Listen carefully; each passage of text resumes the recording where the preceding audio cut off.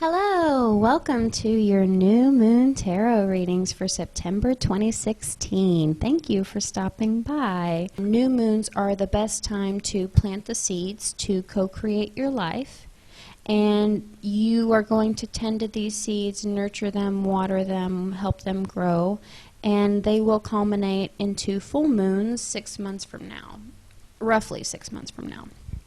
So my readings are about planting the seeds for this new moon activation point. Keep in mind that these are general readings and may not resonate with you. For personal readings, please check out the description box below for more information. I am offering Name Your Price Star Tarot readings until the end of 2016. Also listed below are timestamps if you would like to skip insights on the new moon transits. I have prayed to God, to angels, to my ancestors, to spirit guides, to deliver clear, loving messages for the highest good of all. So let's get into it. Because this is very Virgo-centric, it's worth mentioning that Mercury is in retrograde and Mercury is in Virgo, and Virgo is very mercurial.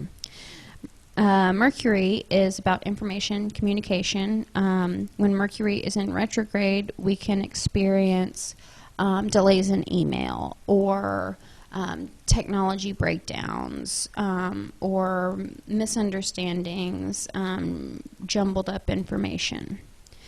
What I got from these readings was being overly involved in details. So there's this information overload that a lot of the signs are experiencing. And most of the messages I've been getting are just to simplify this information. So we are going to have to make a lot of edits this new moon cycle to weed out the information that is unnecessary and distracting us from the big picture. But these are the times you have to embrace Mercury in retrograde. Everyone hates Mercury in retrograde because, you know, things are frustrating, calls don't go through, computers break down, and, you know, it's frustrating because we want to just get things done. But I think there's a purpose. I think to embrace Mercury in retrograde is to look at these breakdowns and look at them as happy accidents. So maybe you're communicating with someone via email and things get heated or something, and you you know, write this long reply. Oh, what would be even better is comments, because a lot of people fight in like social media comments. So let's use this as an example. You're having a fight on Facebook about some sort of political thing. And for whatever reason, this big long comment that you had that, you know, brought light to the political system and how this country is run, and you spent, you know, 30 minutes typing this dissertation on your opinion, only to have your server shut down and you weren't able to deliver that message. So this can be really frustrating. This is the effects of Mercury in retrograde.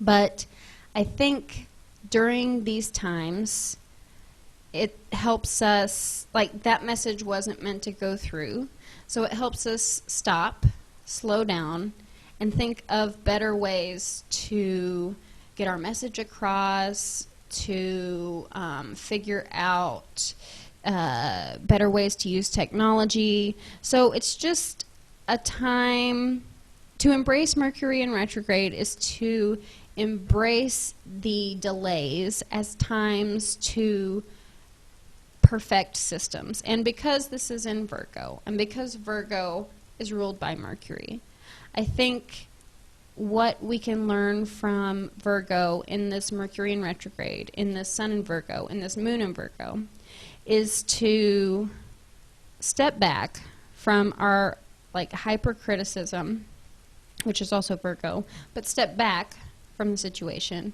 and reevaluate how we go about things.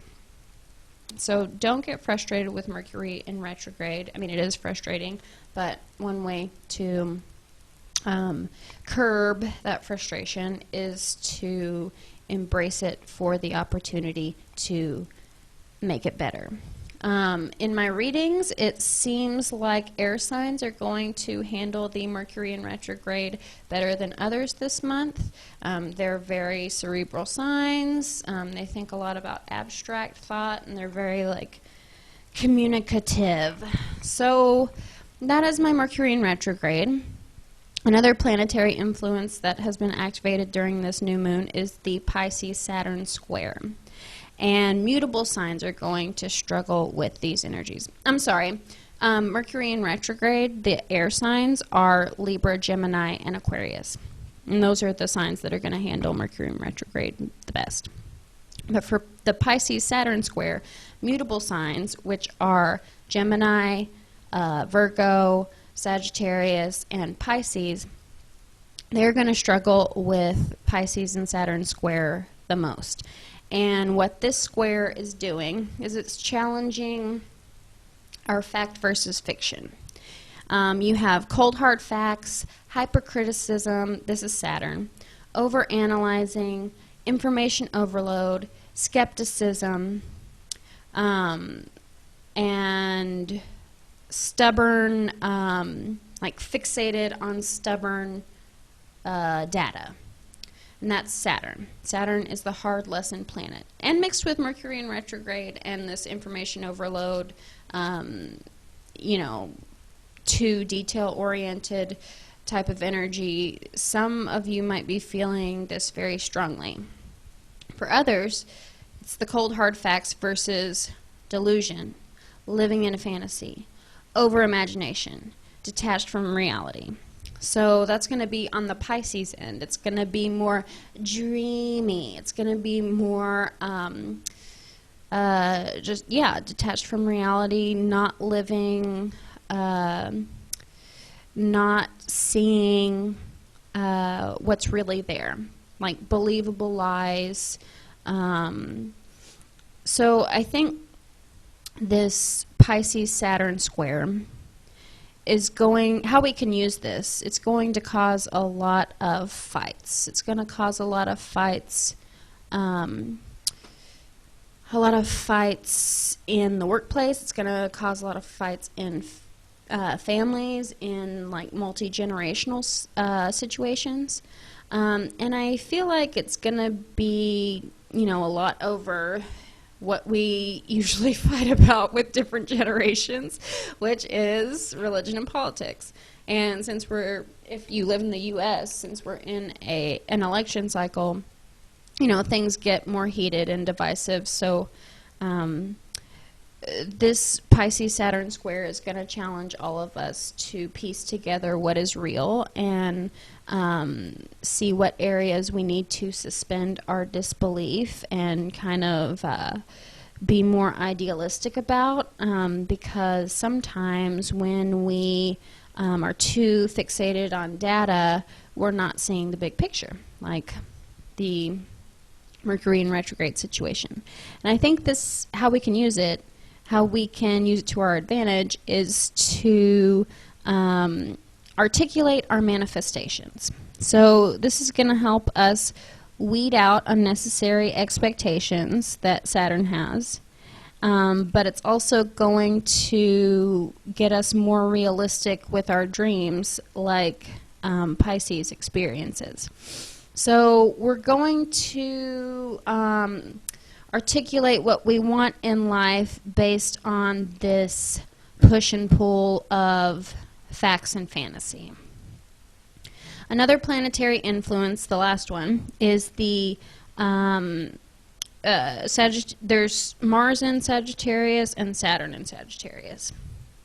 And during my tarot readings, all of the animal cards, except for Leo, the lion, got the devil. Excuse me. Aries is the ram, Taurus is the bull, Sagittarius is the horse, Capricorn is the goat. Aries, Taurus, Sagittarius, and Capricorn all got the devil. Don't be scared of the devil. It means a lot of different things. But in this, planetary dance for this month, and it meant different things in different readings too, but the energy of the month, if you're dealing with this Mars in Sagittarius, Saturn in Sagittarius, is, think about the devil, like the actual devil, Lucifer. He's a fallen angel who's stuck on earth. So I think the energy we're dealing with is in regards to our animal urges, to, sex and lust, or ego drama and us lashing out. So there might be some temptations. There might be some, temptations to, screw things we shouldn't. Or there might be some temptations to pick fights that will not bring about any resolutions. They're just fights to win. They're just fights to dominate. So I think those mammal signs, Aries, Taurus, Sagittarius, Capricorn, and also fire signs, even though the Leo did not have devil, Leo is a fire sign, and I feel like they are still involved in this story. So just be aware of your instincts and try to rise above. Try to be like an angel. I mean, not you don't have to be a saint or anything. Just try to rise above temptations that are going to keep you stuck on earth and not elevating to a higher place. So that is the planetary insights that I got for my tarot readings. For the planetary insights I got before my tarot readings, it is included in the description box below. Also, the decks I used, and plenty of other information. So now on to your tarot readings. Hello, Leo, my happy, happy, sunshiny Leos.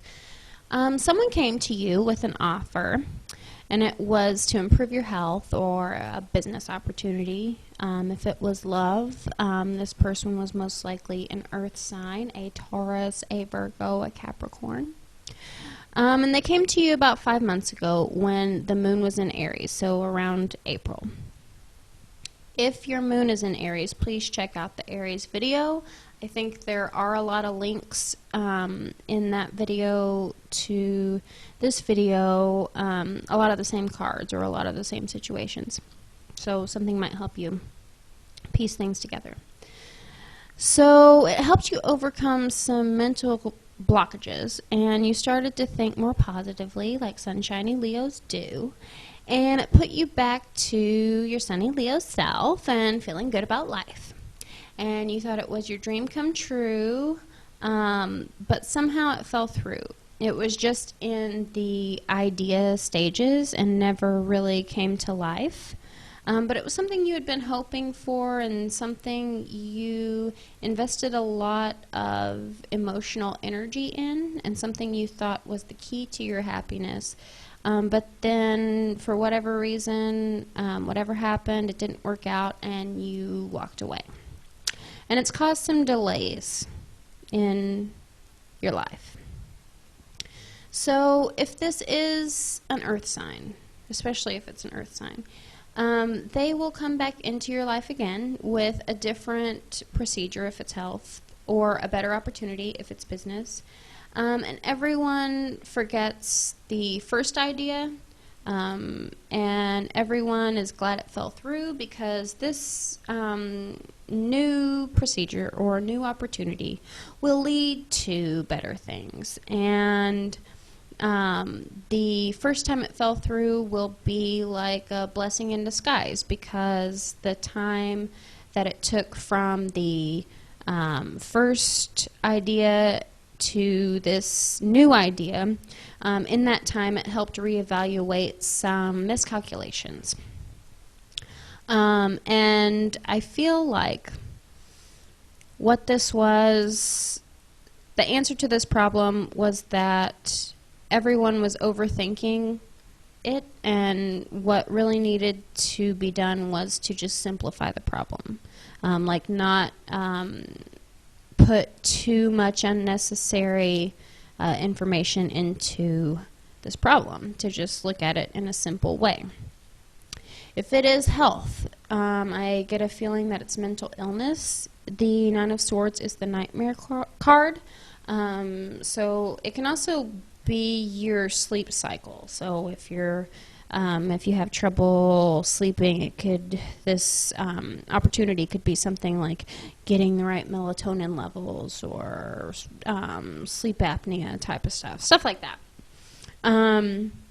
And if that's the case, if it is health, then there might be an issue where you get into the habit of not taking care of yourself. So something devastating happens, and it's a result of bad health and not taking care of yourself. And it leads, even though it's devastating, and even though, you know, you might have some sort of like health blowout, it leads to a better treatment to your problem in the long run. So don't be worried about this tower. I know it looks scary, but the tower is about destruction of things that didn't work and building structures on better foundations. So there's definitely going to be a clearing of old things and a rebuilding of new things.